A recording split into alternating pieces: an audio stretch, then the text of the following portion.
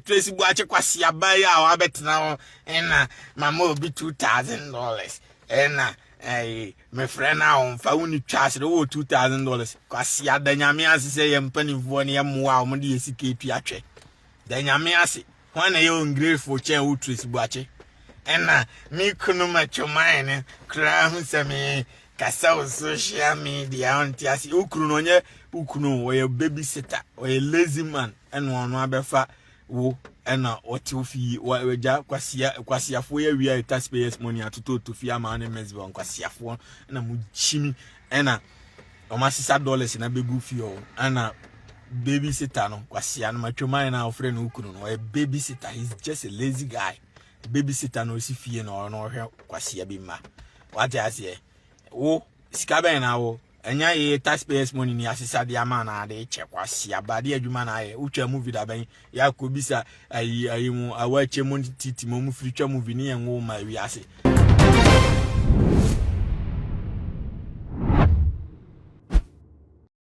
Odofose ya besha be na nsene ye sister Tracy Buache atrendi ye pa e wo media ne so ni nyina ene chechiku ensensem bia ode beto media ne so Tracy Buache e kire ni nsem no ma wo kire se kwan kra wo fa so ode hu checheku no ye panimu bi ene de checheku video no sende no na ohu video no ena eka na koma se omo abrante no efise wo mu nyina no enkrofo bi nsa so na nam ene ne wo ma bedu bi o madu nti se obi so e basa na se wo hu se ofefa na ehwa ko hia se ewo so oboa no enu ntie sister kire se oto sa de free checheku e ma ne ba ne fie e ma wo ba besia ohwe na bosom eyi $2,000 e de checheku e ma ne de koye wanfa nche no se ode han na wo de tono se e bia time bi obefri ni bia checheku emra na nso sister Tracy Buache e kire se adwuma ya wo mo ye ayese enoboa no enne we koye we de ma no chena na we nso akwa koye we de ma no na edru ne se onu be hia checheku no wa frɛ checheku afrɛ no beye 2 years ni checheku entimi nsi ne set so emeye adwuma fo ama no eno ena Tracy Buache e kire se saa de na checheku aye no aye ne yie pass wa mabotin ameka ama wo bia ant no de hye ni mu anhwe ya na honhom e de ekunu afiro na after say Tracy Buache e de saa ensemi ebetu dwan dodo na ena de wo ma no ato ensem no bia celebrities bebre na akasa e de afa ho nipa ba ko no so kasa fa ho ye bra pani kwakume no no so e kire se what you say checheku ayakan me Tracy unim say checheku e bia me madwuma me ma sese location 2 times a Amazon but enya akora no a enye checheku ma sese adwuma ade abetia me yakoye adwuma no ade abetia me yakoye adwuma na adwene ye fa afon ko ka kire me say Amazon enye checheku mitwa politics moving na mo checheku amede ne beye adwuma ya ye bebia wie aka 2 days so say akwa no kwantimi amfrɛ me obi fufo ne timi frɛ me na onhu de obeka kire me ha no se bra kokko be ti se me mpese me ye wadwuma ha no akra no ha no se me meka se bia me pese obeye mi madwuma na ha akra no ti onu so wontimi nkire na asemu na kese wotimi kire na asemu kire wontimi nkire na asemu kire because ebia wo ko kire mi oba benya tan checheku ko kire mi oba benya tan but yenye nkora sa so but mimi tu osisi enye ono nkwa Tracy Buache na wasafa sa de no e de free checheku wo na ono kwakume no kra no ene checheku askedule anka wo so mo so koye adwuma amaso na nso ne kwasem ne se enye checheku no enfom so se obehye da se meba na da ne beduru na o mana wo twa homa free so na se ema na bibi krom Twini Jonas so ababontin ababe react e de ama Tracy Buache a Twini Jonas nsem na wo kan no kwasem se eni susu yie pa memi tibe fuma no nka message so be kam ho ni nyina yakwa akohwe ansa na e be kwa akohwe do Dr. Abednego contact any go screen as no fana frɛ no na spiritual problem bia wona mu bia papa e betimi aboa too much gh ene nya wadi guso a wo hwe subscribe my page na femi adoma no sa no upload bia ba onsa e betimi aka busia ma yenkotie sɛne Twini Jonas ede ne mu aye no e bae Tracy Buache kwasi abaya a wa betna na mama obi $2,000 na me friend na on fa woni twaase de $2,000 kwasi adanyame ase se ye mpanimfo ne ye moa o de yesika etu atwe danyame ase wana ye ungrateful chen wo Tracy Buache ena mi kunu macho mine kra hu se me kasa social media on ti asi ukunu no nye ukunu we babysitter we lazy man eno ono abefa wo ena otifi waja kwasiafo ya wi taxpayers money atoto to fi ama ne mesbo kwasiafo na mu chimi ena o masisa dollars na begu fi o ena babysitter no kwasia no matwoma na ofre no ukunu no a babysitter, he's just a lazy guy. Babysitter no si fie no no hwe kwasia bi ma wate ase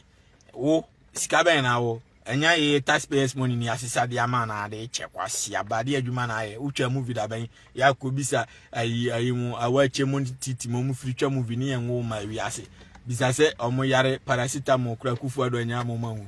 omo ye campaign ma kufu ado ne ba omia omo yare omo di sika na ko han private jet de adwo asafo ni sisi adapa mugum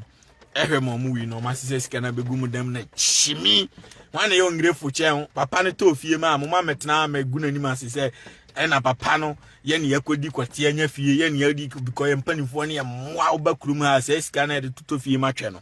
America aban e de chema hiafo odi o magugu dem free ye tua nkura nyina aka ye empanifo na ye moa na om de sika esom twe nya sa nka wo ba fon ti se wo kosoro kobo ba tantan sa wo ye de nya $2,000 de kocheye ha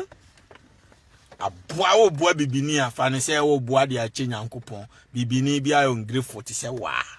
munyina mu yo ngrefo e kwase ya bi mehia no ase wa ye adwuma 30 years na anu ya wa kofa yire me ka che nse ofui ai ni mani pa me no adwuma oye India ni wa kofa ni yire aba ni yire no odina kosku amu aba doctor sesi o madana sikafo ni yire no make $300,000 nti oba na amaware no menso me ni kosku amu aba bedani sikani enam se ko moli ko na me India ni e different from bibini ye ungrateful bibini bia selfish bibini bia en paboni ni enti wanya sika sa $600,000 no wo de ko na de ko to savings account brana men ko kirewo memi wo bi da ho satem krana msika da ho $24 million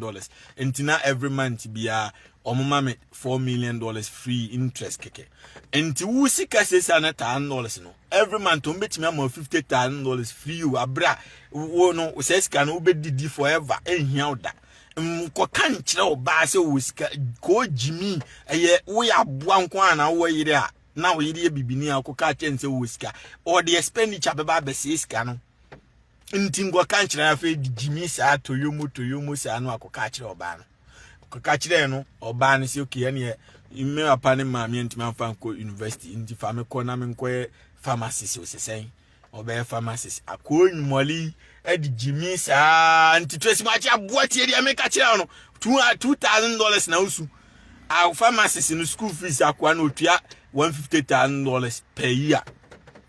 abaya ne ko 7 years so ho years wa wie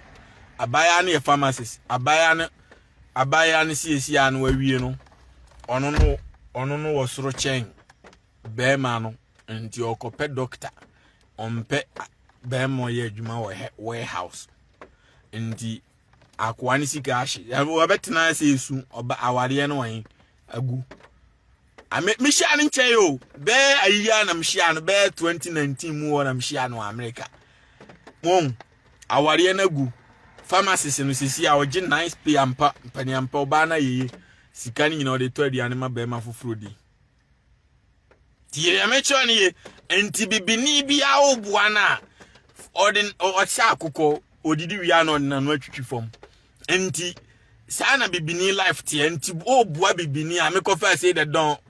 na me boa no na me dini nam no nam TV so Ghana no nam radio so Ghana no nam TV so America no nam radio so na o kosoro kama na obosho oji $10,000 $15,000 $20,000 Ghana for ko ka kire ni say o nya okura nka twini Jonas bebre na wan ni refi sika na me tugu no ho every week $50,000 amene ne nam studio ye record ye twa busy video back bi atimi cost me $100,000 and sna to TV so America